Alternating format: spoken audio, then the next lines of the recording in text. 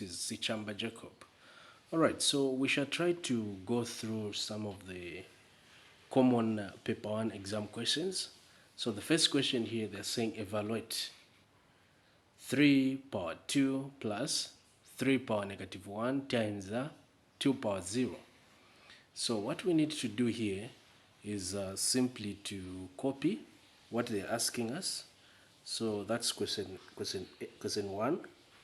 So to evaluate this, we shall say 3 power 2 plus 3 power negative 1 times 2 power 0. We just copy what they've given us. So since we're evaluating, we're going to say equal to, this 3 power 2 is 3 times 3, which will give us a 9, plus 3 power negative 1, using the laws of indices, it will be 1 over 3. And then times the laws of indices here, 2 power 0, it's a 1. So this is what we have. Now from this stage, we can use BODMAS, where 1 over 3 will be multiplied by 1. So 9, we will maintain it. So we say plus 1 over 3. Because 1 over 3 times 1, it's 1 over 3. So from here, we say equal to, we find the lowest common denominator, which is a 3 in this case. So our lowest common denominator is a 3. So we shall say, right here, there is a 1. So 1 into 3, it's 3. 3 times 9, it's 27. We say plus 3 into 3, it's 1. 1 times 1, it's a 1. Okay? So we're almost done. From this stage, we can say 27 plus 1, it's 28. Okay? So 28 over a 3. We shouldn't forget a 3. So from here, we say equal to, how many times 3 goes into 28? 3 into 28, it's 9. So we write 9, remainder 1 over a 3. So this is how question 1 is supposed to be answered. So let's check question 2 and see what we're supposed to get on question 2. For question 2, they're saying simplify. They're asking us to simplify. So how do we get to simplify this? So as usual, this is question 2. We copy. We have 2 open bracket x plus 3y close minus 3 open 4x minus a 2 close. So since we are simplifying, we will first get rid of the brackets. So how do we get rid of the brackets? We get the number that is in front multiplied by everything that is inside.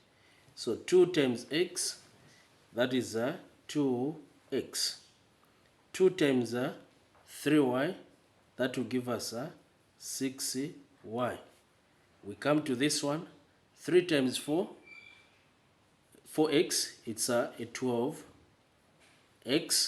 3 times negative 3 times negative 2, that will give us positive 6. So remember, negative and negative will always give us a positive. So now from this stage, we say 2x minus 12x, we're grouping the like terms, plus 6y plus a 6. Okay? So we're just grouping the like terms. These two will give us negative 10x plus 6 plus, actually 6y plus a 6. So don't forget the y, 6y and a 6. This is our solution. Let's check out the next question, which is question 3. For question 3, they want us to factorize. So we have 3x power 2 minus 27. So now to factorize this, we need to check what is common here and here. It's a 3. So we write it outside the bracket. So 3 open bracket. We have x squared minus 9 and close. Because if we write 3 outside the brackets here, we shall say 3 into 3 x squared. We'll remain with the x squared. 3 into negative 27. It will be negative what? Negative 9. So we've not factorized completely. So to do the completely, we have to finish up inside. Also, we factorize inside. So inside, we're going to use a difference of 2 squares. And difference of 2 squares works in this way, in this manner, where we know that 3 to the power 2, it's a 9. Okay? So here, we shall say 3x minus 3 close, open, x plus a 3. This is our solution for question 3. Let's go to question 4. So question 4, right here, it's a Venn diagram. We need to shade this region on the Venn diagram. So the first thing that we are going to do is to write numbers on these spaces. Okay? So this is what we first need to do. Write numbers on all the spaces. After writing numbers, we now start matching.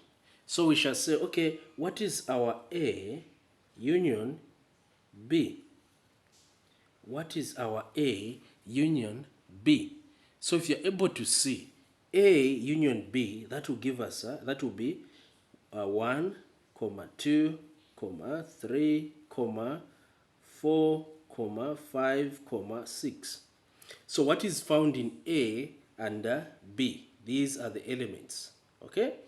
What is not found in A and B? It's 7 and 8. Next, we identify our C complement. So which one is our C complement? Our C complement here will be what is outside C. You can see C is right here. Now what is outside C? We have a 1, a 2, a 3, 8. So 1, 2, 3, 8 are not in what? In C. So these are the elements. So we need to identify. You can see, and when you're identifying, you try to match what you have here. So A union B, I have, it's right here. And then C complement, it's right here. And we know that C complement means what does not belong in that set. Okay? So we shall say A union B intersect C complement. So A union B intersect C complement. We have 1, 2, 3. So when listing this A union B intersect C complement, we just want what is in A union B and in C complement. So 1 is right here and here. That's why I've written it. 2 is here. 3 is here. So where these numbers are found is the region we need to shade. So we know 1 is right here, 2 is here, and 3 is here. So this is the region we need to shade. So you shade nicely, nice and easy, okay? So make sure that your shading is visible enough and it's not confusing as you shade. So this is the region, okay? So now let's go to the next question. The next question, they want us to solve the quadratic equation. So let me copy the quadratic equation here. We have 2x power 2 plus x minus 3 is equal to a 0. So when solving quadratic equation, you first need to identify your product and your sum. Okay? So now out of this, which one is our product? Our product will be negative 6. So you always get this number in front multiplied by the constant. 2 times negative 3, it's negative 6. So this is our product. For our sum, it's a 1. You just get the coefficient that is right here, the number that is in front of x, and that's our coefficient. Next, we find factors. So when finding factors, you just focus on these two, the product and the sum. Because factors, we are trying to find two numbers such that when we multiply them, they give us a negative 6, and when we add them, they give us a 1. So what are those two numbers? It's of course a 3 and a negative 2. So these two numbers, 3 times negative 2, it's negative 6. 3 plus negative 2, it's a 1. So what we're going to do with these two numbers, 3 and negative 2, we shall substitute them. Okay, so you can see you have 2x power 2, and then we say plus a 3x. One of the factors, it's 3 minus 2x minus 3 is equal to 0. So you can see I've just substituted them right here where x is. So this 3 and negative 2. We now factorize by grouping. Okay? So by grouping, you can see I've grouped these two and these two. So I'm trying to find what is common here. It's x. So write it outside the brackets and then open bracket. We shall remain with 2x plus a 3. The same here, find what is common. It's a negative 1. We shall remain with 2x plus a 3 is equal to 0. So when you're doing this process, you make sure that what is here is similar to what is right here. It means you're doing the good job. So here we shall say x minus 1 inside the brackets. What is in front of the brackets? You see this and this. Next we just get this is equal to 0 because these two are similar. So just get 1. So when you reach this stage, you say x minus 1 is equal to 0, or 2x plus 3 is also equal to 0. Okay, so now we can say x is equal to a 1 is one of the solutions. You group the like terms. So this negative 1 will come this side, it will be positive 1. The same here, 2x is equal to negative 3. Divide by 2, divide by 2. So this and this will go. We shall remain with x is equal to negative 1, remainder 1 over a 2. So this is the other solution. Okay. All right. So we go to the next question. The next question here, they're saying solve. Okay. 5. Actually, this x shouldn't be there. It's 5 power negative 3x is equal to 125. So how do we solve this one? Of course, to solve this one, we copy the equation.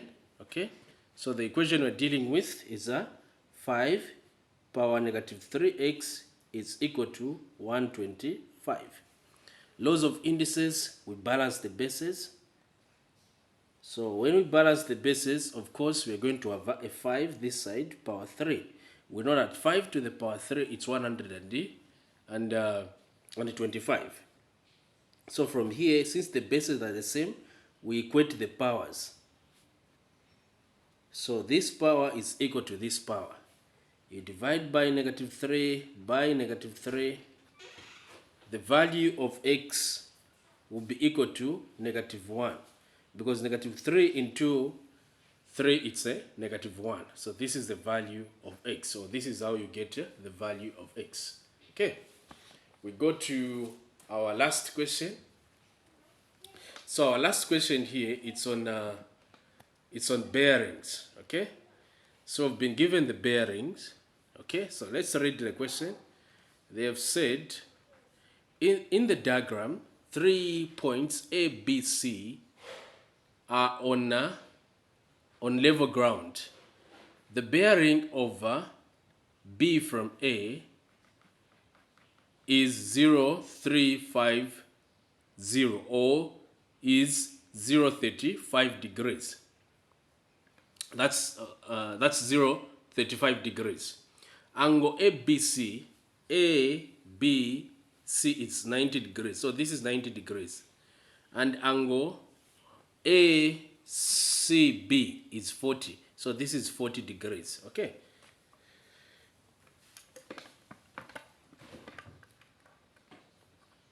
So now, to answer this question or to find the bearing of A from B, we shall do this. We'll go to where A is right here, B is here. So we do our north, and this is the angle or the bearing we are looking for. This one here. So how are we going to get this?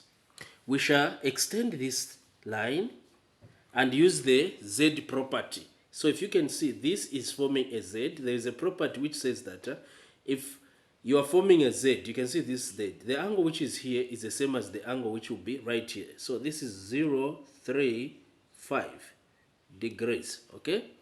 So since this is making this corner, the angle which is from here to here is the same as the angle from here to here.